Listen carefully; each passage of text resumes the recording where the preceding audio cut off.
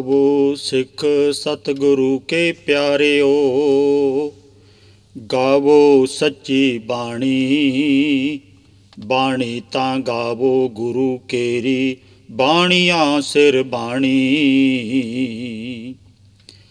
परम सत्कारयोग सतगुरु जी दे साजे नवाजे खालसा पंथ साध संगत जीओ, साहिब दसम पातशाह हजूर वल्लों बख्शी हुई फतेह दी सांझ कर लईए। सारे गज बज के आखना जी वाहिगुरू जी का खालसा वाहिगुरू जी की फतेह। अज असी बचित्र नाटक उर्फ दसम ग्रंथ बारे विचारां करांगे गुरबाणी दी परख कसवट्टी ते। भाव के बचित्र नाटक दे विच की लिखिया होया, गुरु ग्रंथ साहिब जी महाराज सानू की अगवाई दिंदे ने, इस दे संबंध विच इतिहास, परंपरा अते गुरबाणी, इन्हां तिन गल्लां नूं सन्मुख रख के विचार कीती जावेगी। अगे कि जो दसम ग्रंथ दे विच गुरु गोबिंद सिंह साहिब दे नाम ते दर्ज कर दिता गया है, उहदी भी आपां विचार करांगे ते इस विचार नूं जरा क ठरमे दे नाल टिकाऊ दे नाल सुणन दी किरपालता करनी। 1897 दे विच गुरमत ग्रंथ प्रचार सभा ਅੰਮ੍ਰਿਤਸਰ वाली एक जथेबंदी ने 32 ਕ बीड़ा दसम ग्रंथ दियां एकत्र कीतियां। उन्हां वल्लों ये दावा किया गया कि असीं दसम ग्रंथ दी बाणी नूं तरतीब दे रहे हां अते इहदे विचों रले आदे कढ के इहनूं ठीक ढंग दे नाल संपादना कर रहे हां। ते ਉਹ बीड़ा डॉक्टर रतन सिंह जग्गी दी भूमिका दे मुताबिक उन्हां दे विचों एक भी बीड़ जिहड़ियां उत्थे 32 बीड़ा ਅੰਮ੍ਰਿਤਸਰ इकट्ठियां कीतियां गईयां 1897 दे विच, एक भी बीड़ पुरातन जां प्रमाणिक नहीं सी। इधरों उधरों घरां चों जां गुरुद्वारियां चों जां लाइब्रेरियां चों बीड़ा इकट्ठियां करके टोटल पूरा करके अपनी मर्जी दे नाल उन्हां ने अज दे मौजूदा दसम ग्रंथ नूं यह तरतीब दे दित्ती है 1897 दे विच। इदों पहलां इक्को जिलद दे विच इस रूप दे विच दसम ग्रंथ नहीं सी। ते सवाल पैदा हुंदा है, इस जिहड़ी गुरमत ग्रंथ प्रचार सभा सी, इन्हां दे मुखी एक भाई गुरमुख सिंह नामी व्यक्ति सी। इन्हां ने पंथ दी राय नहीं लई, चोटी दे विद्वानां नूं नहीं बुलाया, ते नाले जे कोई दसम ग्रंथ बचित्र नाटक पहला है सी तां उहनूं तरतीब देण दा अधिकार इन्हां नूं किहने दे दित्ता। अज जे कोई गुरु ग्रंथ साहिब सच्चे पातशाह दी नवें सिरों संपादना करन दा यतन करे तां उहनूं सिख कदी बर्दाश्त नहीं करनगे, क्योंकि इहदी संपादना ते जे कीती है तां दसम पातशाह हजूर ने जां फिर पंजवें पातशाह हजूर ने कीती है। किसी व्यक्ति विशेष नूं इहदी संपादना करन दा अधिकार नहीं है। असीं केवल बीड़ा छपवा सकदे हां, संपादना नहीं कर सकदे। तो इस तरह ये जिहड़ी अज साडे सामने किते गुरु ग्रंथ साहिब दे बराबर अते कदी कदी चोरी छुपे ये दसम ग्रंथ लै आंदा गया ते गुरु ग्रंथ साहिब की बराबरी करन वास्ते टिका दिता गया है। ये 1897 का बनाया गया गुरमत ग्रंथ प्रचार सभा वालों है। उदों पहला यदि इस रूप दे विच होंद नहीं सी, बल्कि पोथियां खिलरियां होइयां दे रूप विच मिलदा सी। इन्हां दी आपस दे विच पोथियां दी ग्रंथां दी तरतीब नहीं सी मिलदी। इत्थे एक गल दा ध्यान रखना, एक पासे पंथ वालों जिहड़े कि चोटी दे विद्वान सन 13-14 साल का लम्मा समा ला के सिख रहत मर्यादा बनाई गई है। उस रहत मर्यादा दे विच 3 बाणियां जाप साहिब, सवैये अते चौपई नितनेम दे भी शामिल कर दी गई है। रहत मर्यादा के मुताबिक अमर छकाउण वेले भी 3 बाणियां दसम ग्रंथ दे विचों शामिल कर दित्तियां गईयां। हुण एक पासे है गुरु दा हुक्म ते एक पासे है रहत मर्यादा मुताबिक पंथ दा हुक्म। जे तां असीं रहत मर्यादा नूं मनदे हां, पंथ दे हुक्म नूं मनदे हां तां गुरु दोखी बनदे हां, क्योंकि असीं गुरु दे हुक्म दी उलंघना करदे हां। क्योंकि दसम पातशाह हजूर आप कह रहे ने कि भाई आज्ञा भई अकाल की तभी चलायो पंथ, सब सिखन को हुक्म है गुरु मानियो ग्रंथ। असीं गुरु ग्रंथ साहिब तो जे बाहर जाने हां तां गुरु दोखी बनदे हां, ते जे रहत मर्यादा नूं नहीं मनदे गुरु ग्रंथ साहिब नूं ही मनदे हां तां पंथ दोखी बनदे हां। मेरा समुचे पंथ दे चोटी दे विद्वानां नूं अते तख्तां दे जथेदारां नूं, श्रोमणी अकाली दल अते श्रोमणी कमेटी दे मुखियां नूं ਇਹ ਖੁੱਲਾ ਸੱਦਾ ਹੈ ਕਿ ਤੁਸੀਂ ਫੈਸਲਾ ਕਰੋ ਕਿ ਸਿੱਖ ਪੰਥ ਨੂੰ ਗੁਰੂ ਦੋਖੀ ਬਣਾਉਣਾ ਹੈ ਕਿ ਪੰਥ ਦੋਖੀ ਬਣਾਉਣਾ ਹੈ, ਕਿਉਂਕਿ ਦੋਵਾਂ ਦਾ ਆਪਸ ਦੇ ਵਿੱਚ ਤਾਲਮੇਲ ਨਹੀਂ ਬੈਠਦਾ। ਗੁਰਬਾਣੀ ਦੇ ਵਿੱਚ ਪਾਵਨ ਪੰਕਤੀ ਹੈ, ਝਗੜਾ ਏਕ ਨਬੇਰੋ ਰਾਮ, ਜੋ ਤੁਮ ਆਪਣੇ ਜਨ ਸਿਉ ਕਾਮ। ਐ ਨਿਰੰਕਾਰ, ਅਸੀਂ ਤੁਹਾਡਾ ਓਟ ਆਸਰਾ ਲੈ ਕੇ ਤੁਹਾਡੇ ਅੱਗੇ ਇੱਕ ਬੇਨਤੀ ਕਰਨ ਲੱਗੇ ਹਾਂ ਕਿ ਸਾਡੇ ਇਸ ਝਗੜੇ ਨੂੰ ਨਿਬੇੜ ਦਿਓ। ਅਸੀਂ ਤੁਹਾਡੇ ਨਾਲ ਆਪਣੀ ਪ੍ਰੀਤੀ ਪਾਈ ਹੈ। ਤੇ ਇੱਥੇ ਇਹ ਸਾਰਾ ਕੁਝ ਅੱਜ ਕਿਉਂ ਸੰਗਤਾਂ ਦੇ ਨਾਲ ਸਾਂਝਾ ਕਰਨ ਦਾ ਯਤਨ ਕੀਤਾ ਜਾ ਰਿਹਾ ਹੈ, ਕਿਉਂਕਿ ਇਹਦੇ ਪਿੱਛੇ ਇੱਕ ਦੁਖਦਾਈ ਪਹਿਲੂ ਜੁੜਿਆ ਹੋਇਆ ਹੈ ਕਿ 11, 12, 13 ਨਵੰਬਰ 2006 ਨੂੰ ਦਿਆਲਪੁਰਾ ਭਾਈ ਕਾ ਵਿਖੇ ਦਸਮ ਗ੍ਰੰਥ ਦਾ ਅਖੰਡ ਪਾਠ ਕੀਤਾ ਗਿਆ। ਦੁਖਦਾਈ ਪਹਿਲੂ ਸਭ ਤੋਂ ਜ਼ਿਆਦਾ ਇਹ ਸੀ ਕਿ ਗੁਰੂ ਗ੍ਰੰਥ ਸਾਹਿਬ ਦੇ ਬਰਾਬਰ ਰੱਖ ਕੇ ਅਖੰਡ ਪਾਠ ਕੀਤਾ ਗਿਆ। ਜੇ ਕੋਈ ਵਿਅਕਤੀ, ਜੇ ਕੋਈ ਡੇਰਾ, ਜੇ ਇੱਕ ਗੁਰਦੁਆਰੇ ਵਾਲਾ ਕੋਈ ਅਖੰਡ ਪਾਠ ਕਰ ਲੈਂਦਾ ਤਾਂ ਸ਼ਾਇਦ ਇਤਨਾ ਅਫਸੋਸ ਨਹੀਂ ਸੀ। ਇਸ ਅਖੰਡ ਪਾਠ ਦੇ ਵਿੱਚ ਸ਼ਾਮਲ ਸਨ ਸਾਰੀਆਂ ਲਗਭਗ ਨਿਹੰਗ ਜਥੇਬੰਦੀਆਂ, ਸਾਰੇ ਸਾਧ ਸੰਤ ਬਾਬੇ, ਆਪਣੇ ਆਪ ਨੂੰ ਡੇਰੇਦਾਰ ਅਖਵਾਉਣ ਵਾਲੇ ਤੇ ਸਿੱਖਾਂ ਦੀ ਬਹਾਦਰੀ ਭਰੇ ਕਾਰਨਾਮੇ ਕਰਨ ਦਾ ਦਾਅਵਾ ਕਰਨ ਵਾਲੀ ਦਮਦਮੀ ਟਕਸਾਲ ਅਤੇ ਉਹਨਾਂ ਦਾ ਮੁਖੀ ਹਰਨਾਮ ਸਿੰਘ ਧੁੰਮਾ। ਇਸੇ ਤਰ੍ਹਾਂ ਉਸ ਵਕਤ ਅਕਾਲ ਤਖਤ ਦਾ ਮੁੱਖ ਸੇਵਾਦਾਰ ਗਿਆਨੀ ਜੋਗਿੰਦਰ ਸਿੰਘ ਵਿਦਾਂਤੀ, ਦਮਦਮਾ ਸਾਹਿਬ ਦਾ ਗਿਆਨੀ ਬਲਵੰਤ ਸਿੰਘ ਨੰਦਗੜ੍ਹ, ਇਸੇ ਤਰ੍ਹਾਂ ਹੀ ਆਨੰਦਪੁਰ ਦਾ ਗਿਆਨੀ ਤਰਲੋਚਨ ਸਿੰਘ, ਪਟਨੇ ਦਾ ਗਿਆਨੀ ਇਕਬਾਲ ਸਿੰਘ ਅਤੇ ਹਜੂਰ ਸਾਹਿਬ ਦਾ ਕੁਲਵੰਤ ਸਿੰਘ, ਇਹ ਸਾਰੇ ਉੱਥੇ ਹਾਜ਼ਰ ਸਨ। ਤੇ ਸ਼੍ਰੋਮਣੀ ਕਮੇਟੀ ਦੇ ਪ੍ਰਧਾਨ ਅਵਤਾਰ ਸਿੰਘ ਮੱਕੜ ਦਾ ਭੇਜਿਆ ਹੋਇਆ ਆਪਣਾ ਨੁਮਾਇੰਦਾ ਭਾਈ ਮਹਿਤਾ ਉੱਥੇ ਹਾਜ਼ਰ ਸੀ। ਇਹਨਾਂ ਸਾਰਿਆਂ ਨੇ ਦਸਮ ਗ੍ਰੰਥ ਦੀ ਪ੍ਰਸ਼ੰਸਾ ਕੀਤੀ। ਇਹਦਾ ਮਤਲਬ ਹੈ ਗੁਰੂ ਗ੍ਰੰਥ ਸਾਹਿਬ ਦੀ ਤੋਹੀਨ ਕੀਤੀ, ਕਿਉਂਕਿ ਦੋਵਾਂ ਨੂੰ ਇੱਕ ਬਰਾਬਰ ਰੱਖ ਕੇ ਪਹਿਲਾਂ ਅਖੰਡ ਪਾਠ ਕੀਤੇ ਗਏ ਤੇ ਫਿਰ ਇਹਦੀ ਬਰਾਬਰਤਾ ਦੇ ਸੋਲੇ ਗਾਏ ਗਏ ਤੇ ਅੰਤ ਨੂੰ ਸਾਰੇ ਪੰਥ ਨੂੰ ਹੁਕਮ ਦਿੱਤਾ ਗਿਆ ਕਿ ਕੋਈ ਬੰਦਾ ਵਾਦ ਵਿਵਾਦ ਨਹੀਂ ਕਰੇਗਾ ਤੇ ਇਸ ਦਸਮ ਗ੍ਰੰਥ ਨੂੰ ਵੀ ਇਸੇ ਤਰ੍ਹਾਂ ਸਤਿਕਾਰ ਦੇਵੇਗਾ ਜਿਵੇਂ ਕਿ ਗੁਰੂ ਗ੍ਰੰਥ ਸਾਹਿਬ ਨੂੰ ਸਤਿਕਾਰ ਦਿੱਤਾ ਜਾ ਰਿਹਾ ਹੈ। ਅਫਸੋਸ ਕਿ ਪਹਿਲਾਂ ਹੀ ਪਟਨੇ ਵਿਖੇ, ਹਜੂਰ ਸਾਹਿਬ ਵਿਖੇ ਅਤੇ ਦਮਦਮੀ ਟਕਸਾਲ ਵਿਖੇ ਤੇ ਕੁਝ ਨਿਹੰਗ ਜਥੇਬੰਦੀਆਂ ਵੱਲੋਂ ਆਪੋ ਆਪਣੇ ਡੇਰਿਆਂ ਛਾਉਣਿਆਂ ਦੇ ਵਿੱਚ ਦਸਮ ਗ੍ਰੰਥ ਦਾ ਪਹਿਲਾਂ ਹੀ ਗੁਰੂ ਗ੍ਰੰਥ ਸਾਹਿਬ ਦੇ ਬਰਾਬਰ ਪ੍ਰਕਾਸ਼ ਕੀਤਾ ਜਾ ਰਿਹਾ ਹੈ। ਇਹ ਤੇ ਧੰਨਵਾਦ ਹੈ ਉਸ ਸ਼ੇਰ ਮਰਦ ਦਾ, ਸਰਦਾਰ ਜੋਗਿੰਦਰ ਸਿੰਘ ਸਪੋਕਸਮੈਨ ਵਾਲੇ, ਜਿਨ੍ਹਾਂ ਨੇ ਇਸ ਕੁਫਰ ਨੂੰ ਜਗ ਜ਼ਾਹਰ ਕੀਤਾ। ਬੜੇ ਖਤਰੇ ਮੁੱਲ ਲੈ ਕੇ ਇਹ ਸਾਰੀਆਂ ਘਟਨਾਵਾਂ ਅਤੇ ਦਸਮ ਗ੍ਰੰਥ ਦਾ ਅੰਦਰਲਾ ਜੋ ਕੂੜ ਕੁਫਰ ਹੈ ਉਹ ਅਖਬਾਰ ਦੇ ਰਾਹੀਂ ਸੰਗਤਾਂ ਦੇ ਸਨਮੁਖ ਰੱਖਿਆ ਤੇ ਜਥੇਦਾਰਾਂ ਨੇ ਇਸ ਗੱਲ ਦਾ ਬਹੁਤ ਬੁਰਾ ਮਨਾਇਆ। ਬਹੁਤ ਮਾਰ ਕਾਟ ਤੱਕ ਕਰਨ ਦੀ ਹੱਦ ਤੱਕ ਗਏ, ਪਰ ਸਰਦਾਰ ਜੋਗਿੰਦਰ ਸਿੰਘ ਨੇ ਇਹ ਔਖਾ ਕੰਮ ਕੀਤਾ, ਲੋਕਾਂ ਨੂੰ ਜਾਗਰਤ ਕੀਤਾ।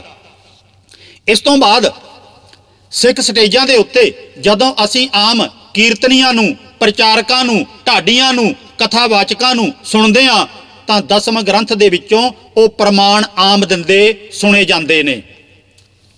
ਤੇ ਇੱਥੇ ਇਹ ਯਾਦ ਰਵੇ ਕਿ ਦਿਆਲਪੁਰੇ ਭਾਈ ਕੇ ਦੀ ਪੂਰੀ ਵੀਡੀਓ ਫਿਲਮ ਦਾਸ ਦੇ ਕੋਲ ਮੌਜੂਦ ਹੈ ਸਬੂਤ ਵਾਸਤੇ, ਤਾਂ ਕਿ ਕੱਲ ਨੂੰ ਕੋਈ ਇਹ ਨਾ ਕਹਿ ਦੇਵੇ ਕਿ ਜੀ ਇਹ ਜਥੇਦਾਰ ਉੱਥੇ ਗਏ ਨਹੀਂ, ਜਾਂ ਜੇ ਗਏ ਸੀ ਤਾਂ ਇਹਨਾਂ ਨੇ ਕੋਈ ਦਸਮ ਗ੍ਰੰਥ ਦੀ ਪ੍ਰਸ਼ੰਸਾ ਨਹੀਂ ਕੀਤੀ। ਮੇਰੇ ਕੋਲੇ ਉਸ ਸਮੇਂ ਦੀ ਪੂਰੀ ਵੀਡੀਓ ਫਿਲਮ ਮੌਜੂਦ ਹੈ ਕਿ ਇਹਨਾਂ ਚੋਂ ਕੌਣ ਗਿਆ ਸੀ ਤੇ ਕਿਹੜੇ ਨੇ ਉੱਥੇ ਕੀ ਬੋਲਿਆ। ਤੇ ਖੈਰ, ਸਿੱਖ ਸਟੇਜਾਂ ਦੇ ਉੱਤੇ ਸਾਡੇ ਕੀਰਤਨੀਏ ਜਥੇ ਸਾਰੇ ਗੁਰਦੁਆਰਿਆਂ 'ਚ ਸਮੇਤ ਦਰਬਾਰ ਸਾਹਿਬ ਅੰਮ੍ਰਿਤਸਰ ਦੇ ਦੇ ਸੇਵਾ ਬਰ ਮੋਹ ਇਹ ਹੈ ਸ਼ੁਭ ਕਰਮਨ ਤੇ ਕਬੂ ਨਾ ਟਰੋਂ, ਇਹ ਸਾਰੀਆਂ ਪੰਕਤੀਆਂ ਕੀਰਤਨ ਦਾ ਰੂਪ ਦੇ ਕੇ ਗਾਈਆਂ ਜਾਂਦੀਆਂ ਨੇ ਅਤੇ ਸੁਣਾਈਆਂ ਜਾਂਦੀਆਂ ਨੇ।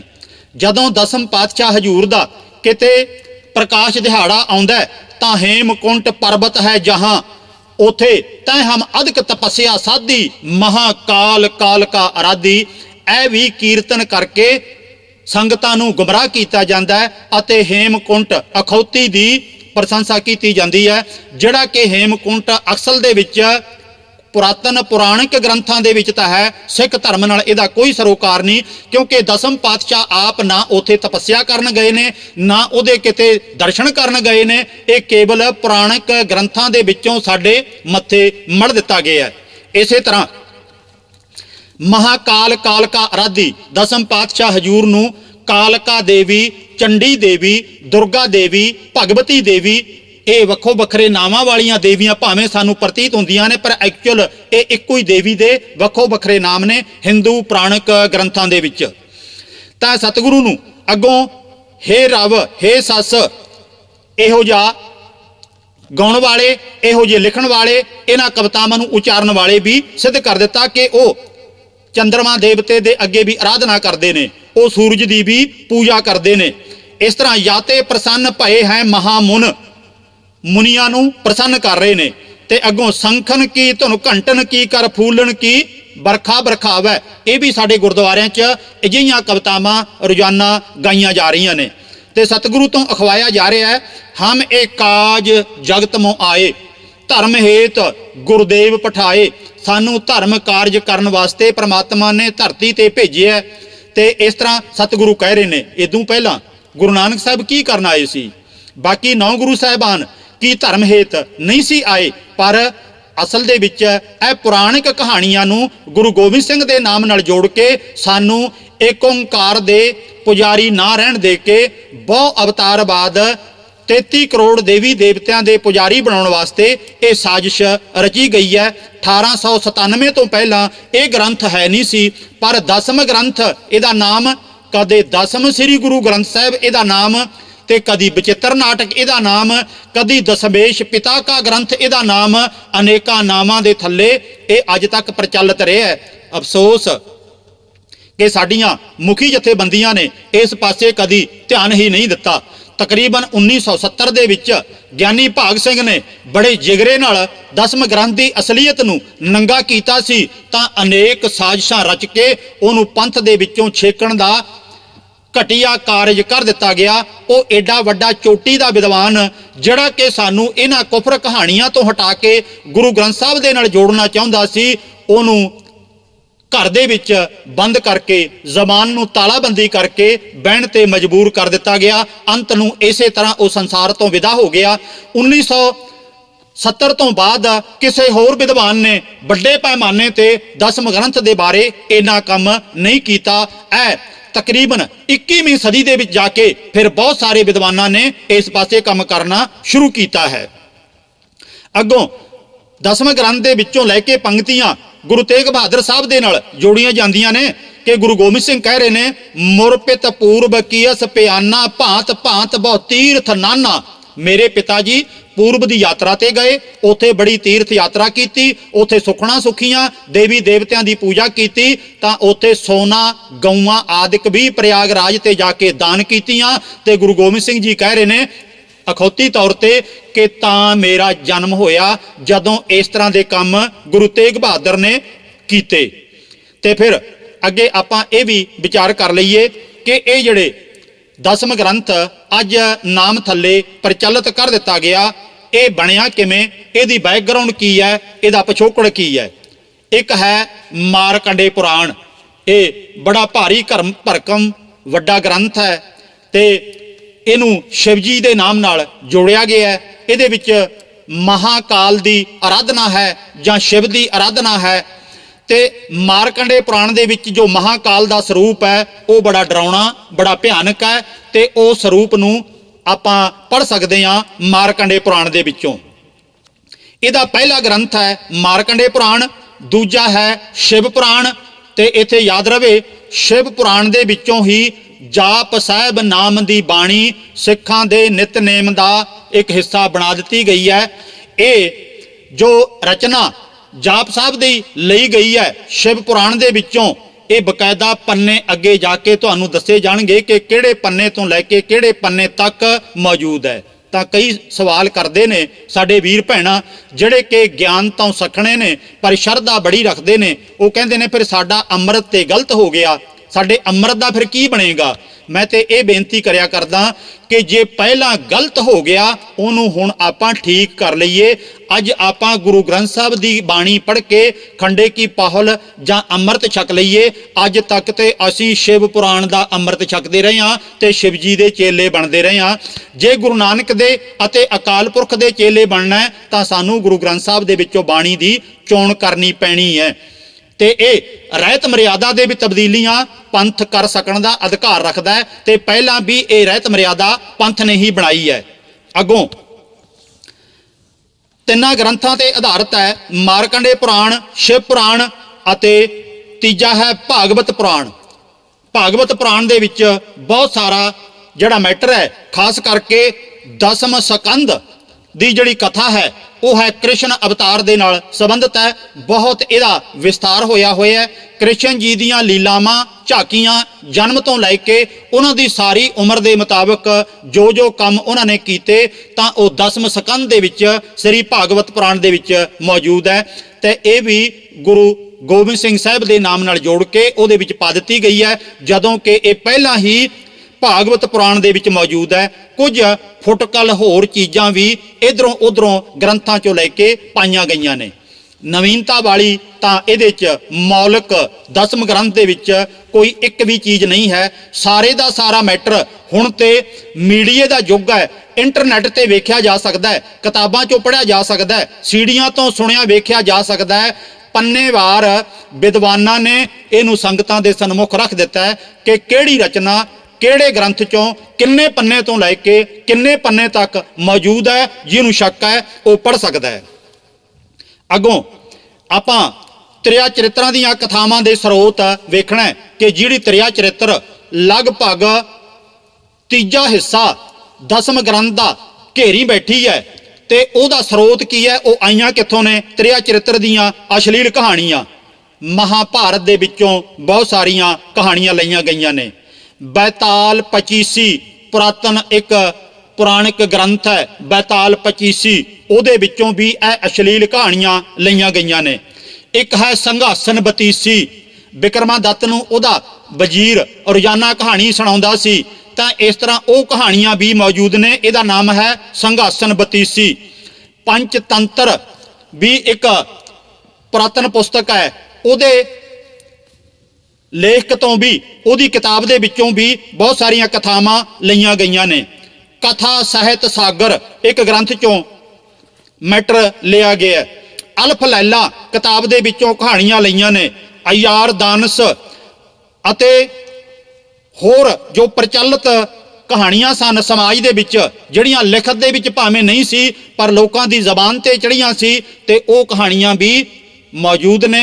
त्रिया चरित्र दे नाम थल्ले उन्होंने दसम पिता दे नाम नाल जोड़ दिता गया कि यह गल दसम पिता कह रहे हैं। इत्थे याद रहे, जदों त्रिया चरित्र की कहानी शुरू होंदी है उत्थे चित्तर सिंह ते बचित्तर सिंह नाम का राजा है। वो बचित्तर सिंह का राजा जो लड़का है उहदा वो ना समझ है, चुप रहिंदा है, कोई काम नहीं करना चाहुंदा, ते पिता उहनूं बचित्तर सिंह सियाणा बनाउण वास्ते अश्लील कहानियां सुणाउंदा है। इस्त्रियां दे चरित्र अते आदमियां दियां बदमाशियां उहदे सामने रखियां जांदियां ने। अपने पुत्तर नूं कहानी दे मुताबिक वो जेल च बंद करदा है, एक कहानी सुणाउण वास्ते कढ के लिआउंदा है ते कहानी सुणा के उहनूं वापस भेज दिता जांदा है। बचित्तर सिंह दे नाम ते ही इस ग्रंथ दा पहला नाम बचित्तर ग्रंथ रखिया सी, बचित्तर नाटक रखिया सी। बाद दे विच साजिश रच के दसम पातशाह दे नाम नाल जोड़ दिता गया। ते खैर अगों ਇਹਦੇ पात्र किहो ਜਿਹੇ ने? त्रिया चरित्र ਦੀਆਂ ਜਿਹੜੀਆਂ कहानियां ने इन्हां दे पात्र विलासी कामी राजे राणियां ने, जिन्हां नूं अपने राजपाट नाल कोई मतलब नहीं, जनता दी भलाई दा इन्हां नूं कोई सरोकार नहीं। काम वासना च अन्ने होके ये बुरे काम करन ते लगे होए ने, नशे करदे ने, जुआ खेडदे ने, भंग शराब पींदे ने अते होर अनेकां कुकर्म ये कतल तक भी करदे ने। ते इथों तक अपनियां बेटियां भैणां नाल भी ये काम वासना की पूर्ति वास्ते कुकर्म करते हैं। तो मुंडेबाजी जिन्हों गुरबाणी दे विच जां अज दे समाज दे विच बदफैली आख्या गया, ये बदफैलियां भी करते दर्शाए गए ने त्रिया चरित्रां दे विच। तां ये विलासी कामी राजे राणियां ने ਤੇ ਜਾਂ ਜਿਹੜੇ ਪਾਤਰ ਨੇ ਉਹ ਵੱਡੇ ਵੱਡੇ ਜਾਗੀਰਦਾਰ ਨੇ, ਕਿਉਂਕਿ ਉਹਨਾਂ ਨੇ ਵੀ ਲੋਕ ਭਲੇ ਦਾ ਕੰਮ ਕੋਈ ਨਹੀਂ ਕਰਨਾ ਹੁੰਦਾ, ਕੇਵਲ ਐਸ਼ ਪ੍ਰਸਤੀ ਕਰਨੀ ਹੁੰਦੀ ਹੈ। ਇਸੇ ਤਰ੍ਹਾਂ ਮੁਖੱਦੀਆਂ ਖਾਣ ਵਾਲੇ ਗੋਗੜਧਾਰੀ ਸਾਧ ਸੰਤ ਨੇ ਜਿਹੜੇ ਮੱਠਾਂ 'ਚ ਰਹਿੰਦੇ ਨੇ ਤੇ ਆਚਰਣਹੀਣ ਬਣੇ ਹੋਏ ਨੇ ਅਤੇ ਲੋਕਾਂ ਦੀਆਂ ਨੂੰਹਾਂ ਧੀਆਂ ਨਾਲ ਬੁਰੇ ਕੰਮ ਕਰਦੇ ਨੇ। ਇਸੇ ਤਰ੍ਹਾਂ ਵੇਸ਼ਵਾਵਾਂ, ਵਿਹਲੜ ਅਤੇ ਨਸ਼ਈ ਨੌਜਵਾਨ, ਇਹ ਸਾਰੇ ਇਹਨਾਂ ਤ੍ਰਿਆ ਚਰਿੱਤਰਾਂ ਦੇ ਵਿੱਚ ਪਾਤਰ ਬਣਾ ਕੇ ਪੇਸ਼ ਕੀਤੇ ਗਏ ਨੇ ਲਿਖਾਰੀਆਂ ਵੱਲੋਂ। ਫਿਰ ਇਹਦੇ ਵਿੱਚ ਪ੍ਰੇਮ ਕਥਾਵਾਂ ਵੀ ਮੌਜੂਦ ਨੇ ਤ੍ਰਿਆ ਚਰਿੱਤਰਾਂ ਦੇ ਅੰਦਰ। ਪ੍ਰੇਮ ਕਥਾਵਾਂ ਅੱਜ ਜਿਹੜੀਆਂ ਲੋਕਾਂ ਦੀ ਜ਼ਬਾਨ ਤੇ ਨੇ, ਸਰਕਾਰਾਂ ਵੀ ਇਹਨਾਂ ਨੂੰ ਪ੍ਰਚਲਿਤ ਕਰ ਰਹੀਆਂ ਨੇ, ਕਾਰਨ ਤਾਂ ਕਿ ਅਸੀਂ ਇਹਨਾਂ ਵਰਗੇ ਬਣ ਜਾਈਏ, ਬਹਾਦਰ ਨਾ ਬਣੀਏ, ਯੋਧੇ ਨਾ ਬਣੀਏ, ਪਰਉਪਕਾਰੀ ਨਾ ਬਣੀਏ, ਸਿਆਣੇ ਨਾ ਬਣੀਏ, ਦੂਰ ਅੰਦੇਸ਼ ਨਾ ਬਣੀਏ, ਖੋਟੇ ਖਰੇ ਦੀ ਪਰਖ ਕਰਨ ਵਾਲੇ ਨਾ ਬਣੀਏ। ਤੇ ਉਹਨਾਂ ਤੋਂ ਸਾਨੂੰ ਹਟਾ ਕੇ ਅੱਜ ਕਹਾਣੀਆਂ ਝੂਠੇ ਆਸ਼ਕਾਂ ਦੀਆਂ, ਕੁਰਾਹੇ ਪਏ ਹੋਏ ਨੌਜਵਾਨਾਂ ਦੀਆਂ ਗੁਰੂ ਗੋਬਿੰਦ ਸਿੰਘ ਦੇ ਨਾਮ ਨਾਲ ਜੋੜ ਕੇ ਕਹਾਣੀਆਂ ਪ੍ਰਚਲਿਤ ਕੀਤੀਆਂ ਗਈਆਂ ਨੇ। ਤੇ ਅੱਜ ਦੀਆਂ ਸਰਕਾਰਾਂ ਵੀ ਇਹੀ ਕੰਮ ਕਰ ਰਹੀਆਂ ਨੇ। PhD ਹੋ ਰਹੀ ਹੈ ਹੀਰ ਰਾਂਝੇ ਤੇ, PhD ਹੋ ਰਹੀ ਹੈ ਮਿਰਜ਼ਾ ਸਾਹਿਬਾਂ ਤੇ, ਸੱਸੀ ਪੁੰਨੂ ਤੇ, ਸੋਹਣੀ ਮਹੀਵਾਲ ਤੇ। ਇਸੇ ਤਰ੍ਹਾਂ ਦਸਮ ਗ੍ਰੰਥ ਵਿਚਿੱਤਰ ਨਾਟਕ ਤੇ ਵੀ ਸੈਂਕੜੇ PhDਆਂ ਹੋ ਚੁੱਕੀਆਂ ਹੋਈਆਂ ਨੇ। ਇੰਨੀਆਂ PhDਆਂ ਗੁਰੂ ਗ੍ਰੰਥ ਸਾਹਿਬ ਤੇ ਨਹੀਂ ਹੋਈਆਂ, ਕਿਉਂਕਿ ਗੁਰੂ ਗ੍ਰੰਥ ਸਾਹਿਬ ਦੇ ਵਿੱਚ ਜੋ ਸੱਚ ਹੈ ਕਿਤੇ ਇਹ ਲੋਕਾਂ ਨੂੰ ਸਮਝ ਨਾ ਆ ਜਾਵੇ। ਸਰਕਾਰਾਂ ਨਹੀਂ ਚਾਹੁੰਦੀਆਂ, ਸਾਡੇ ਮੁਖੀ ਨਹੀਂ ਚਾਹੁੰਦੇ ਕਿ ਇਹ ਸੱਚ ਸਾਹਮਣੇ ਆਵੇ। ਸਾਨੂੰ ਆਮ ਇਨਸਾਨ ਨੂੰ ਝੂਠ ਫਰੇਬ ਦੇ ਵਿੱਚ ਉਲਝਾ ਕੇ ਕੁਰਾਹੇ ਪਾ ਰਹੇ ਨੇ ਇਹ ਲੋਕ। ਇਸੇ ਤਰ੍ਹਾਂ ਦਸਮ ਪਾਤਸ਼ਾਹ ਦੇ ਨਾਮ ਨਾਲ ਦਸਮ ਗ੍ਰੰਥ ਦੇ ਵਿੱਚ ਹੀਰ ਰਾਂਝਾ, ਸੱਸੀ ਪੁੰਨੂ, ਸੋਹਣੀ ਮਹੀਵਾਲ, ਮਿਰਜ਼ਾ ਸਹਿਮਾ, ਸ਼ੰਮੀ ਢੋਲਾ, ਮਾਧਵਾ ਨਲ ਕਾਮ ਕੰਦਲਾ, ਰਤਨ ਸੈਨ, ਪਦਮਾਵਤੀ, ਯੂਸਫ ਜਲੈਖਾਂ ਅਤੇ ਨਲ ਦਮਯੰਤੀ ਆਦਿਕ ਉਹਦੇ ਵਿੱਚ ਮੌਜੂਦ ਨੇ। ਤੇ ਯਾਦ ਰੱਖਣਾ, ਇਹਨਾਂ ਕਹਾਣੀਆਂ ਨਾਲ ਗੁਰਮਤ ਦਾ ਕੋਈ ਸਰੋਕਾਰ ਨਹੀਂ, ਕੋਈ ਸੰਬੰਧ ਨਹੀਂ, ਪਰ ਇਹਨਾਂ ਨੂੰ ਗੁਰੂ ਦੇ ਨਾਮ ਨਾਲ ਜੋੜ ਕੇ ਸਾਡੇ ਮੱਥੇ ਮੜ ਦਿੱਤਾ ਹੈ ਤੇ ਗੁਰਦੁਆਰਿਆਂ 'ਚ ਇਹਦੀਆਂ ਕਹਾਣੀਆਂ ਅਤੇ ਕੀਰਤਨ ਪ੍ਰਚਲਿਤ ਕਰ ਦਿੱਤਾ ਗਿਆ ਹੈ।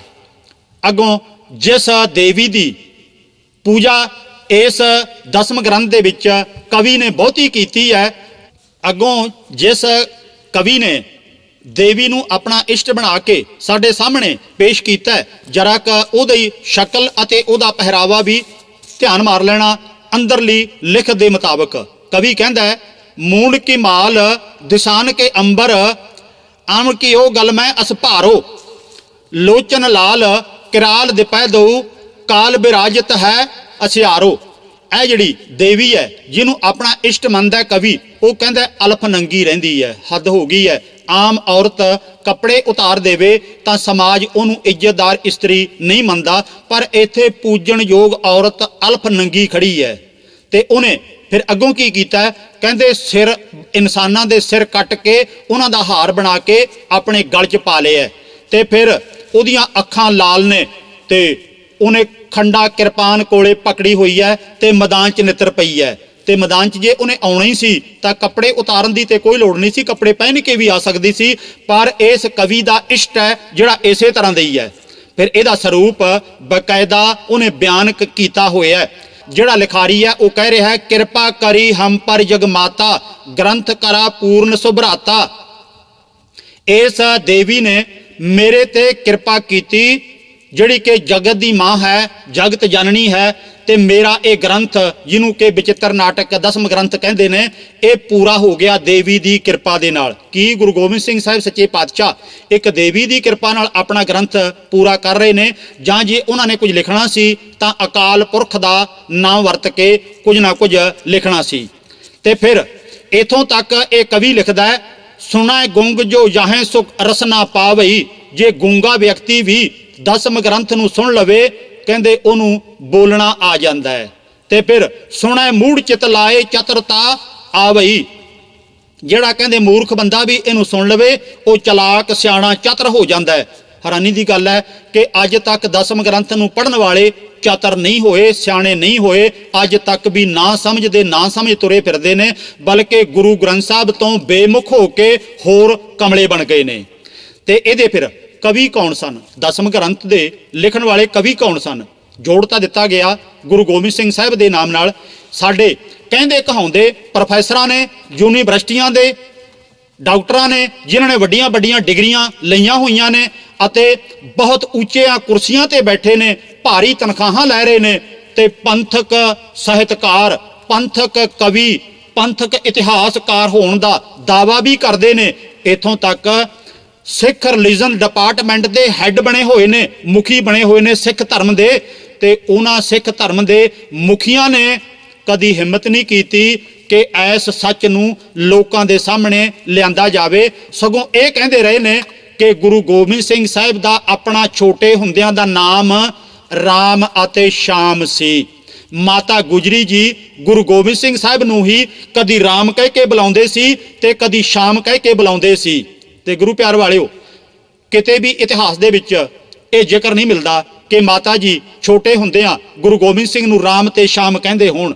ਤੇ ਚਲੋ ਜੇ ਮੰਨ ਲਈਏ ਇੱਕ ਮਿੰਟ ਵਾਸਤੇ ਕਿ ਉਹ ਬਚਪਨ ਦੇ ਵਿੱਚ ਗੁਰੂ ਗੋਬਿੰਦ ਸਿੰਘ ਜੀ ਨੂੰ ਰਾਮ ਤੇ ਸ਼ਾਮ ਕਹਿੰਦੇ ਸਨ, ਤਾਂ ਗੁਰੂ ਗੋਬਿੰਦ ਸਿੰਘ ਨੇ ਜਦੋਂ ਉਹ ਜਵਾਨ ਹੋ ਕੇ ਕੋਈ ਰਚਨਾ ਰਚਣ ਲੱਗੇ ਨੇ, ਉਦੋਂ ਰਾਮ ਤੇ ਸ਼ਾਮ ਕਿਉਂ ਵਰਤਿਆ? ਜਦੋਂ ਕਿ ਉਦੋਂ ਤਾਂ ਉਹਨਾਂ ਨੂੰ ਨਾਨਕ ਨਾਮ ਦੀ ਵਰਤੋਂ ਕਰਨੀ ਚਾਹੀਦੀ ਸੀ, ਕਿਉਂਕਿ ਨਾਨਕ ਦੀ ਗੱਦੀ ਤੇ 10ਵੇਂ ਥਾਂ ਤੇ ਉਹ ਬਿਰਾਜਮਾਨ ਸਨ। ਜੇ ਉਹਨਾਂ ਨੇ ਨਾਨਕ ਨਾਮ ਵੀ ਨਹੀਂ ਵਰਤਿਆ ਸੀ ਤਾਂ ਘੱਟੋ ਘੱਟ ਗੋਬਿੰਦ ਤਾਂ ਵਰਤ ਸਕਦੇ ਸਨ, ਪਰ ਇੱਥੇ ਉਹ ਕੁਝ ਵੀ ਨਹੀਂ। ਦੂਜੇ ਪਾਸੇ ਕੌੜਾ ਸੱਚ ਇਹ ਹੈ ਕਿ ਇਹ ਜਿਹੜਾ ਸਿਆਮ ਕਵੀ ਹੈ, ਇਹਦਾ ਨਾਮ ਬਚਿੱਤਰ ਨਾਟਕ ਦੇ ਵਿੱਚ 108 ਵਾਰੀ ਆਇਆ ਹੋਇਆ ਹੈ। 108 ਵਾਰੀ ਜਿਹੜੇ ਸਿਆਮ ਕਵੀ ਦਾ ਨਾਮ ਹੋਵੇ, ਤੇ ਅਜੇ ਤੱਕ ਸਾਡੇ ਕਵੀਆਂ ਨੂੰ, ਸਾਡੇ ਲੇਖਕਾਂ ਸਾਹਿਤਕਾਰਾਂ ਨੂੰ ਇਹ ਨਾ ਪਤਾ ਲੱਗਿਆ ਹੋਵੇ ਕਿ ਇਹ ਕਵੀ ਸ਼ਾਮ ਅਲੱਗ ਹੈ, ਗੁਰੂ ਗੋਬਿੰਦ ਸਿੰਘ ਅਲੱਗ ਹੈ। ਫਿਰ ਰਾਮ ਕਵੀ ਦਾ ਨਾਮ ਬਚਿੱਤਰ ਨਾਟਕ ਦੇ ਵਿੱਚ 15 ਵਾਰੀ ਆਇਆ ਹੈ, ਤੇ ਜਿਹੜਾ ਕਵੀ ਕੱਲ ਹੈ ਇਹਦਾ ਨਾਮ ਇੱਕ ਵਾਰੀ ਆਇਆ 1128 ਪੰਨੇ ਦੇ ਉੱਤੇ। ਤੇ ਇਹਨਾਂ ਦੇ ਸਪਸ਼ਟ ਨਾਮ ਅਤੇ ਗ੍ਰੰਥ ਰਚਣ ਦਾ ਸਮਾਂ, ਇਹਨਾਂ ਦੇ ਰਹਿਣ ਦਾ ਥਾਂ ਰੋਪੜ ਦੇ ਰਹਿਣ ਵਾਲੇ ਸੀ, ਰਾਮ ਤੇ ਸ਼ਾਮ ਆਦਿਕ। ਉਹਨਾਂ ਨੇ ਸਾਰਾ ਕੁਝ ਸਪਸ਼ਟ ਲਿਖਿਆ ਹੋਇਆ। ਇੰਨਾ ਕੁਝ ਹੋਣ ਦੇ ਬਾਵਜੂਦ ਵੀ ਇਹ ਸਾਨੂੰ ਬ੍ਰਾਹਮਣਵਾਦ ਦੇ ਖਾਰੇ ਸਾਗਰ ਦੇ ਵਿੱਚ ਡੋਬਣ ਵਾਸਤੇ ਇੰਨੀ ਅਸ਼ਲੀਲ ਅਤੇ ਪੁਰਾਣਿਕ, ਜਿਹੜੀ ਕਿ ਸਚਾਈ ਤੋਂ ਕੋਹਾਂ ਦੂਰ ਹੈ, ਉਹ ਰਚਨਾ ਗੁਰੂ ਗੋਬਿੰਦ ਸਿੰਘ ਦੇ ਨਾਮ ਨਾਲ ਜੋੜੀ ਜਾ ਰਹੇ ਨੇ। ਤੇ ਫਿਰ ਅੱਗੋਂ ਅਰਦਾਸ ਦੀ ਗੱਲ ਆ ਜਾਂਦੀ ਹੈ। ਅਰਦਾਸ ਆਪਾਂ ਕਿਵੇਂ ਕਰੀਏ? ਪ੍ਰਥਮ ਭਗਉਤੀ ਸਿਮਰਕ ਹੈ, ਇਹਦਾ ਮਤਲਬ ਭਗਵਤੀ ਦੇਵੀ। ਅਸੀਂ ਰੋਜ਼ਾਨਾ ਗੁਰੂ ਗ੍ਰੰਥ ਸਾਹਿਬ ਦੀ ਹਜ਼ੂਰੀ 'ਚ ਤੇ ਖਲੋ ਜਾਂਦੇ ਆ ਤੇ ਆਪਣੇ ਮਨ 'ਚ ਝੂਠਾ ਭਰਮ ਪਾਲਦੇ ਆ ਕਿ ਅਸੀਂ ਅਕਾਲ ਪੁਰਖ ਅੱਗੇ ਅਰਦਾਸ ਕਰਦੇ ਆ, ਜਦੋਂ ਕਿ ਸਭ ਤੋਂ ਪਹਿਲਾਂ ਕਰਦੇ ਕੀ ਆ? ਪ੍ਰਥਮ ਭਗਉਤੀ ਸਿਮਰਕ ਹੈ, ਗੁਰੂ ਨਾਨਕ ਲਈ ਧਿਆਏ। ਸਭ ਤੋਂ ਪਹਿਲਾਂ ਭਗਵਤੀ ਦੇਵੀ ਨੂੰ ਸਿਮਰਿਆ ਕਿਹਨੇ? ਗੁਰੂ ਨਾਨਕ ਨੇ ਦੇਵੀ ਨੂੰ ਸਿਮਰਿਆ। ਫਿਰ ਗੁਰੂ ਅੰਗਦ ਤੇ ਗੁਰੂ ਅਮਰਦਾਸ ਰਾਮਦਾਸੈ ਹੋਈ ਸਹਾਏ। ਇਹੋ ਹੀ ਦੇਵੀ ਗੁਰੂ ਅੰਗਦ ਸਾਹਿਬ ਨੂੰ ਸਹਾਈ ਹੋਈ, ਗੁਰੂ ਅਮਰਦਾਸ ਸਾਹਿਬ ਨੂੰ, ਗੁਰੂ ਰਾਮਦਾਸ ਸਾਹਿਬ ਨੂੰ।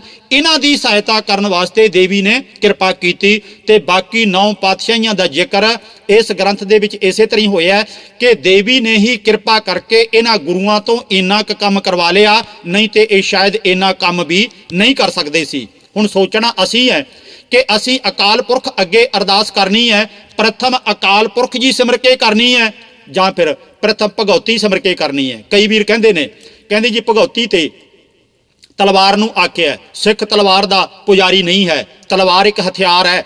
ਹਥਿਆਰਾਂ ਦੀ ਪੂਜਾ ਕਰਨ ਵਾਲੇ ਹਮੇਸ਼ਾ ਗੁਲਾਮ ਹੁੰਦੇ ਨੇ ਤੇ ਹਥਿਆਰਾਂ ਦੀ ਵਰਤੋਂ ਕਰਨ ਵਾਲੇ ਬਹਾਦਰ ਹੁੰਦੇ ਨੇ, ਆਜ਼ਾਦ ਹੁੰਦੇ ਨੇ। ਤੇ ਕਈਆਂ ਨੇ ਆਖਿਆ, ਦੇਖੋ ਜੀ ਸੁਖਮਨੀ ਸਾਹਿਬ ਦੇ ਵਿੱਚ ਭਗਉਤੀ ਭਗਵੰਤ ਭਗਤ ਕਾ ਰੰਗ, ਉੱਥੇ ਰੱਬ ਨੂੰ ਆਖਿਆ, ਉੱਥੇ ਰੱਬ ਨੂੰ ਨਹੀਂ ਆਖਿਆ। ਉੱਥੇ ਇੱਕ ਵਿਸ਼ਨੂੰ ਦੇ ਉਪਾਸ਼ਕ ਭਗਉਤੀ ਨਾਮ ਦੇ ਸਾਧਾਂ ਨੂੰ ਆਖਿਆ ਕਿ ਜਿਹੜੇ ਇਸ ਰਾਹ ਤੇ ਚੱਲਦੇ ਨੇ ਉਹ ਅਸਲੀ ਭਗਉਤੀ ਨੇ, ਭਾਵ ਚੰਗੇ ਇਨਸਾਨ ਨੇ।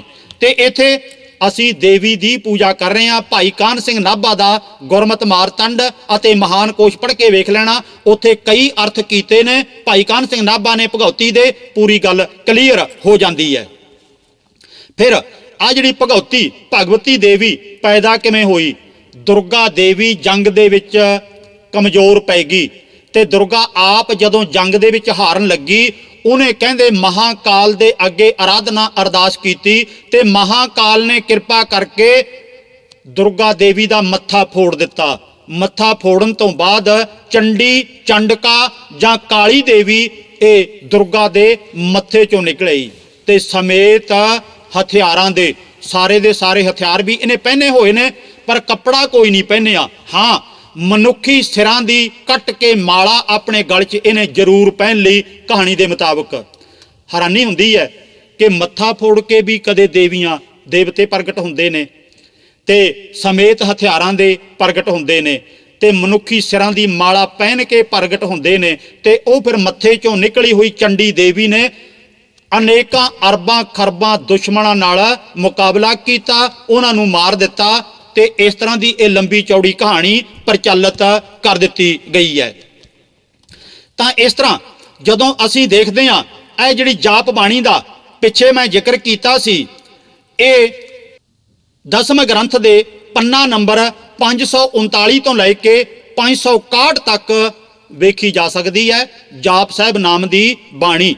ਤੇ ਫਿਰ ਇਸੇ ਤਰ੍ਹਾਂ ਇਹਦਾ ਨਾਮ ਉੱਥੇ ਹੈ ਸੰਸਰਨਾਮਾ, ਭਾਵ 1000 ਨਾਮ ਮਹਾਕਾਲ ਦੇ। ਇਹਦੇ ਗੁਟਕੇ ਵੀ ਛੋਟੇ ਛੋਟੇ ਬਣੇ ਹੋਏ ਮਿਲ ਜਾਂਦੇ ਨੇ, ਤੇ ਜਿਹਨੂੰ ਸ਼ੰਕਾ ਹੋਵੇ ਉਹ ਲੈ ਕੇ ਪੜ੍ਹ ਸਕਦਾ ਹੈ। ਤੇ ਇਸੇ ਤਰ੍ਹਾਂ ਬੇਨਤੀ ਚੌਪਈ ਮਹਾਕਾਲ ਦੇ ਅੱਗੇ ਹੈ, ਬੰਦ ਨੰਬਰ 366 ਦੇ ਉੱਤੋਂ ਇਹ ਸ਼ੁਰੂ ਹੁੰਦੀ ਹੈ। ਇੱਥੇ ਅਸਕੇਤ, ਖੜਗਕੇਤ ਆਦਿਕ ਸ਼ਬਦ ਅਨੇਕ ਵਾਰ ਆਉਂਦੇ ਨੇ। ਕਈ ਲੋਕ ਇਹ ਸਮਝਦੇ ਨੇ, ਦੇਖੋ ਜੀ ਇੱਥੇ ਕਾਲ ਪਾਏ ਬ੍ਰਹਮਾ ਅਵਤਾਰਾ, ਕਾਲ ਪਾਏ ਸ਼ਿਵਜੂ ਅਵਤਾਰਾ ਲਿਖਿਆ ਹੋਇਆ, ਇਹ ਤੇ ਸਿੱਧਾ ਰੱਬ ਨੂੰ ਮੰਨਣ ਵਾਲੀ ਗੱਲ ਹੈ। ਗੁਰੂ ਪਿਆਰ ਵਾਲਿਓ ਧਿਆਨ ਦੇਣਾ, ਇਹ ਜਿਹੜਾ ਇਸ਼ਟ ਹੈ ਉਹਦਾ ਮਹਾਕਾਲ ਹੈ, ਉਹ ਸ਼ਿਵ ਨੂੰ, ਬ੍ਰਹਮਾ ਨੂੰ ਜਾਂ ਵਿਸ਼ਨੂੰ ਨੂੰ ਨਹੀਂ ਮੰਨਦਾ। ਜਿਹਨੇ ਇਹ ਕਵਿਤਾ ਲਿਖੀ ਹੈ ਉਹ ਮਹਾਕਾਲ ਨੂੰ ਵੱਡਾ ਕਰਕੇ ਸਿੱਧ ਕਰ ਰਿਹਾ। ਇਸ ਕਰਕੇ ਉਹ ਕਹਿੰਦਾ ਸ਼ਿਵ ਜੀ ਵੀ ਖਤਮ ਹੋ ਗਿਆ ਤੇ ਬ੍ਰਹਮਾ ਤੇ ਸ਼ਿਵ ਵੀ ਖਤਮ ਹੋ ਗਿਆ, ਇਸ ਕਰਕੇ ਮਹਾਕਾਲ ਕਦੇ ਖਤਮ ਨਹੀਂ ਹੁੰਦਾ।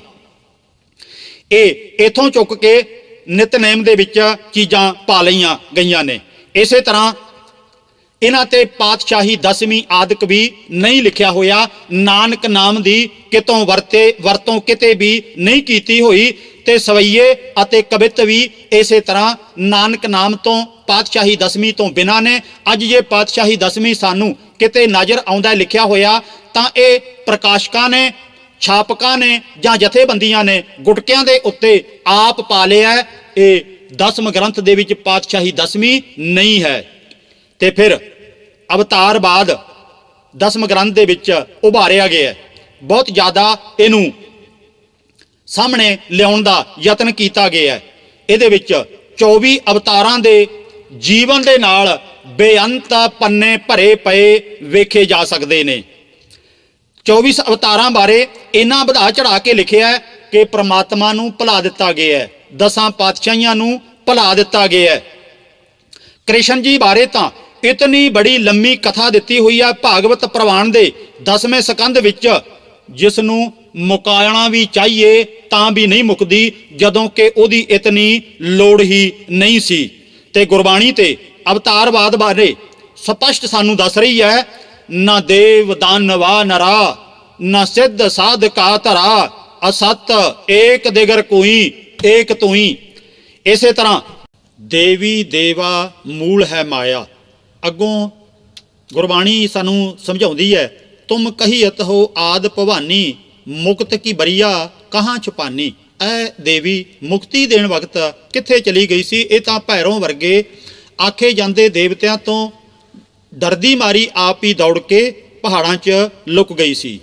ਇਥੋਂ ਤੱਕ ਗੁਰਬਾਣੀ ਫਰਮਾਨ ਕਰਦੀ ਹੈ, ਪਾਂਡੇ ਤੁਮਰਾ ਰਾਮਚੰਦ ਸੋ ਵੀ ਆਵਤ ਦੇਖਿਆ ਤਾ, ਰਾਵਣ ਸੇਤੀ ਸਰਬਰ ਹੋਈ, ਘਰ ਕੀ ਜੋਏ ਗਵਾਈ ਥੀ।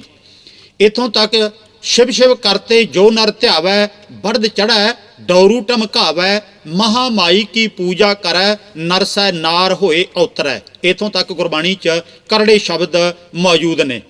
ते सतगुरु अगे फरमान करते ने, रोवै राम निकाला भया, सीता लक्ष्मण विछड़ गया। कृष्ण जी बारे गुरबाणी दे विच फरमान है, जुजमै जोर छली चंद्रावल, कान कृष्ण जादम भया, पार जात गोपी लै आया, बिंदरा बन मैं रंग किया।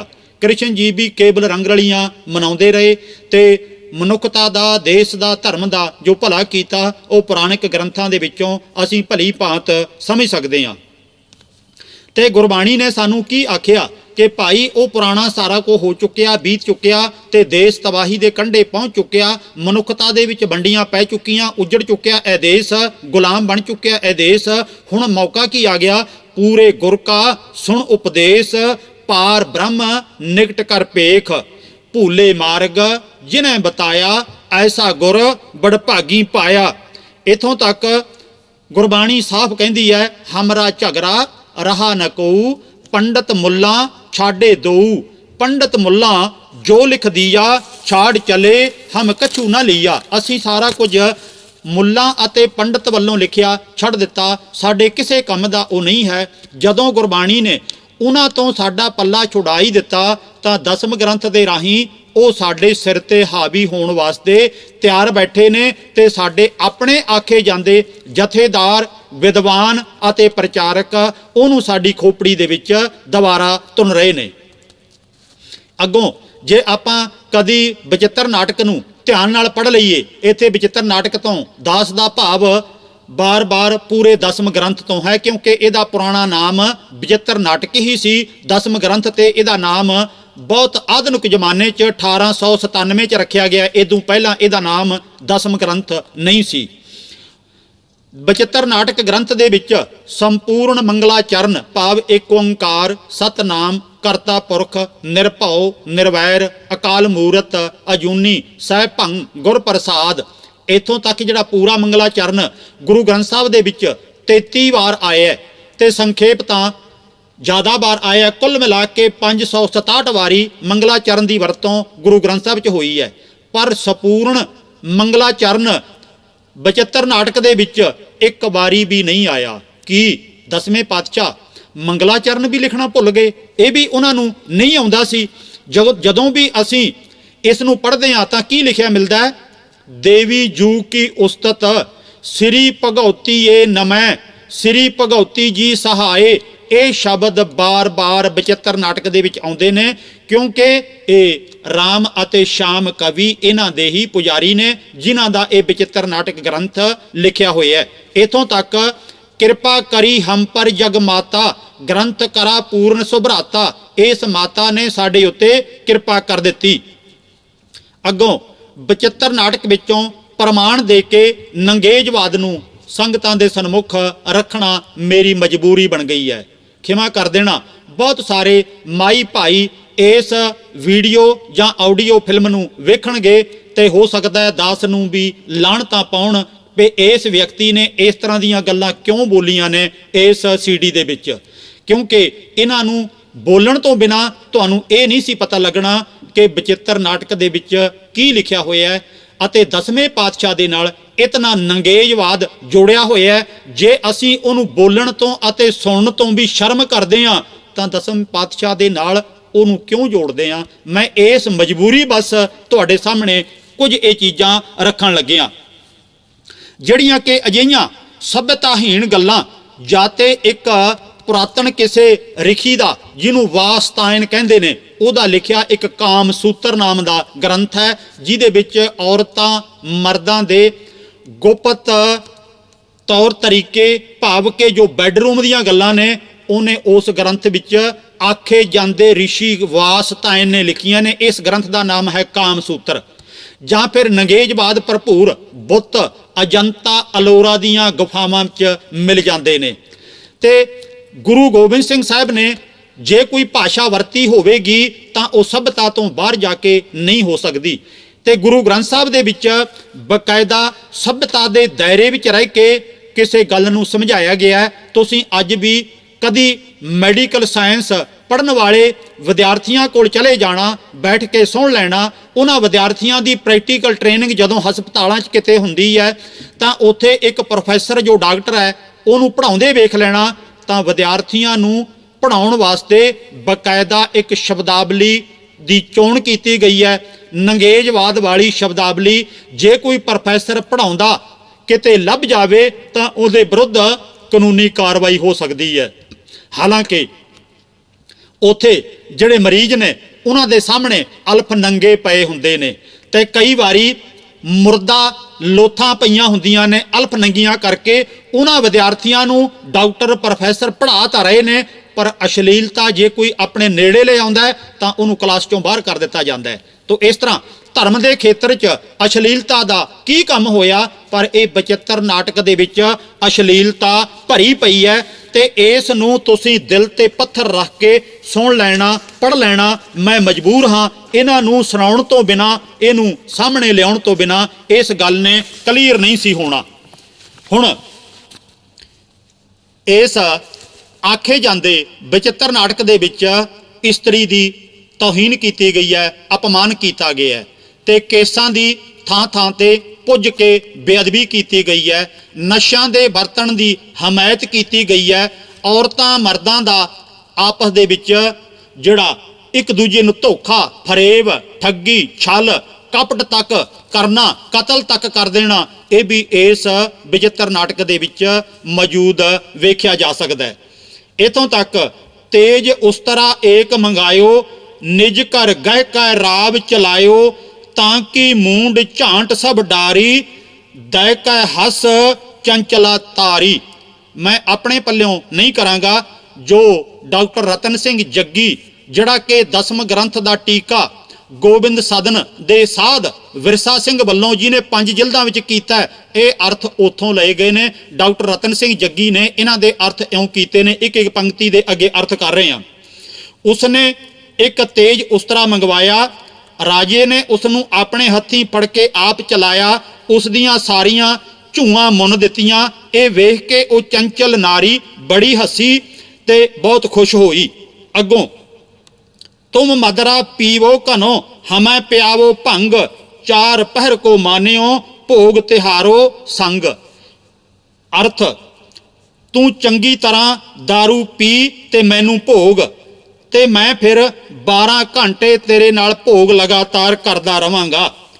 एक दिन भांग मित्र ते लई, पोस्त सहित अफीम चढ़ई, बहरत करी ना बीर जगराई, 8 पहर लग क्वार बजाई। हैरानी की गल है, शब्दावली इन्नी भैड़ी इत्थे वरती हुई है, अर्थ करन लगे भी कई बारी शर्म आउंदी है, बंदा अर्थ भी नहीं कर सकता। इत्थे इहदे अर्थ समझ लेना।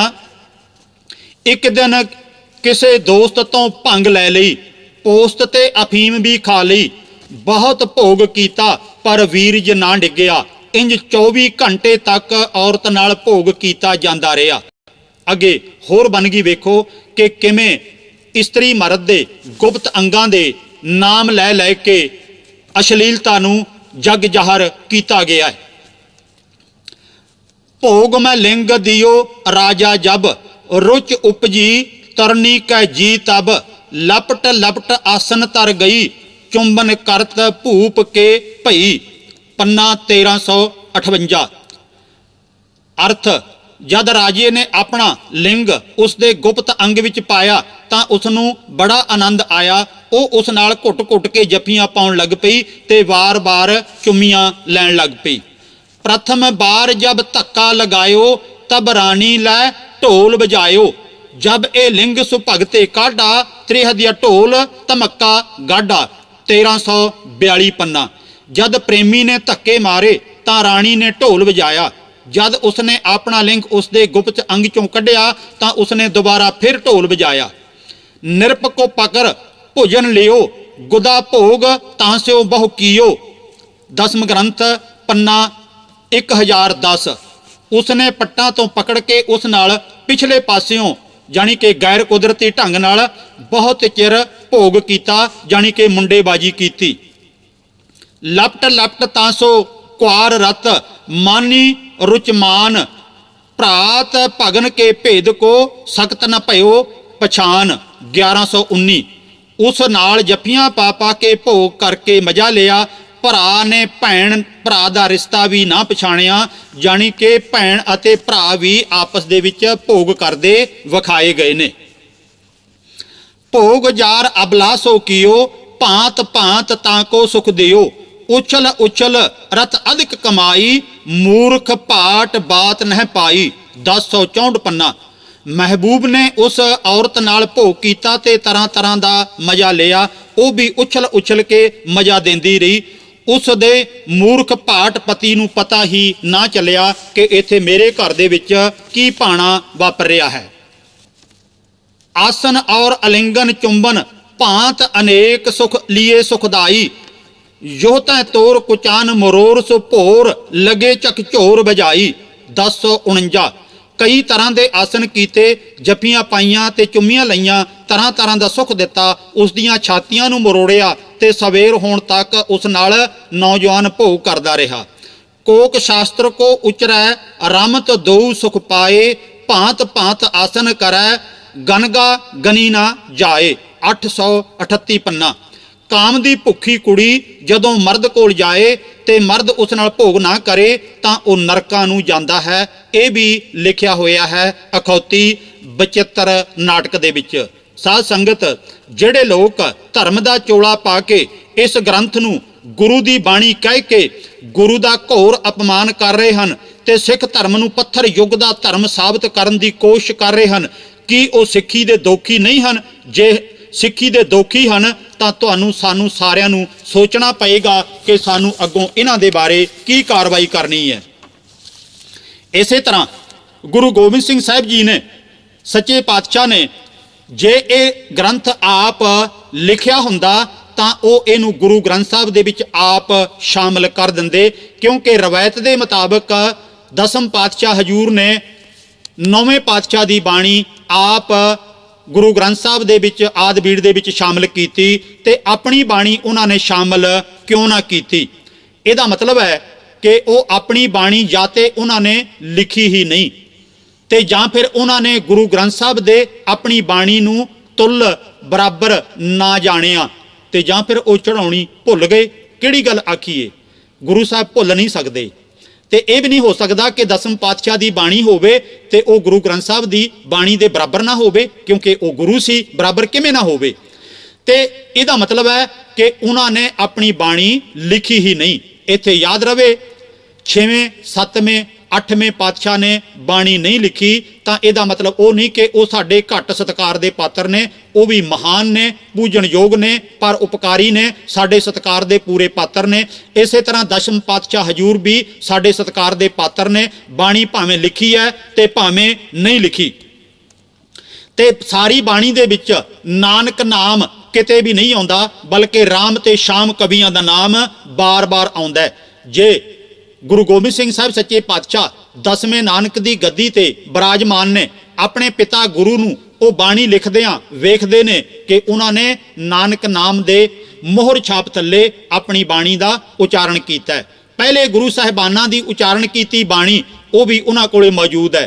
फिर 10वें नानक ने अपनी बाणी लिखण लगे, नानक नाम क्यों ना वरतिया। इसका मतलब है उन्होंने बाणी लिखी ही नहीं। असल दे विच जिन्हां कवियां ने यह बाणी लिखी है, जे किते वो नानक नाम की वरतों कर लेंदे तां सिखां ने उन्हां नूं जीवित नहीं सी रहण देना, क्योंकि झट पता लग जाना सी कि नकली बाणी लिख के ये लोग गुरु नानक साहिब दे नाम की दुरवरतों कर रहे हैं। पिरथी चंद दे लड़के मेहरबान ने, हालांकि वो अच्छा विद्वान सी, पिरथी चंद का बेटा गुरु अर्जन साहिब का भतीजा, उन्हें भी गुरु नानक साहिब का नाम वरत के कुछ कवितावां लिख लईयां सी ते पंथ ने उन्होंने कदी माफ़ नहीं किया। उन्होंने पंथ दोखी अज तक गिणिया जाता है। तो जे किते ये कवि नानक नाम वरत लेंदे ते इन्हों सिखां ने बहुत तिरस्कारना सी, फटकारना सी, ते हो सकता है ये जीवित भी ना रहिंदे। फिर सारे बचित्र नाटक दे विच महला नहीं है किते भी लिखिया होया, पातशाही 10वीं भी किते नहीं लिखिया होया। ये मगरों गुटके बनाउण वालियां ने, पोथियां बनाउण वालियां ने, छापे खाने वालियां ने, इन्हां ने अपनी मर्जी वरत के पता नहीं किहड़े अधिकार दे नाल इहनूं पातशाही 10वीं दे तौर ते वरतना शुरू कर दिता। फिर इसे बचित्र नाटक दे विच गुरु साहिबान दे परोपकारां दा कोई जिक्र नहीं है, केवल संकेत मात्र गुरु नानक अंगद कर जाना, अमरदास अंगद पहचाना, ये कुछ पंक्तियां संखेप रूप दे विच 9वें पातशाह तक आउंदियां ने, पर उन्हां दे पर उपकारां दा कोई जिक्र नहीं है बचित्र नाटक दे विच। फिर 5वें पातशाह जिहड़े एडे महान सन, तत्तियां तवियां ते बैठे पंथ दी चढ़दी कला वास्ते, मनुखता दे भले वास्ते, बाणी दी परपक्कता वास्ते ਅਤੇ सिद्धांत के उत्ते अडोल रहिंदियां उन्होंने अपना आपा ते कुर्बान कर दिता। उन्हां दी शहीदी का कोई जिक्र तक नहीं है बचित्र नाटक दे विच। अमर छकाउण दी किसी विधि का कोई जिक्र नहीं है।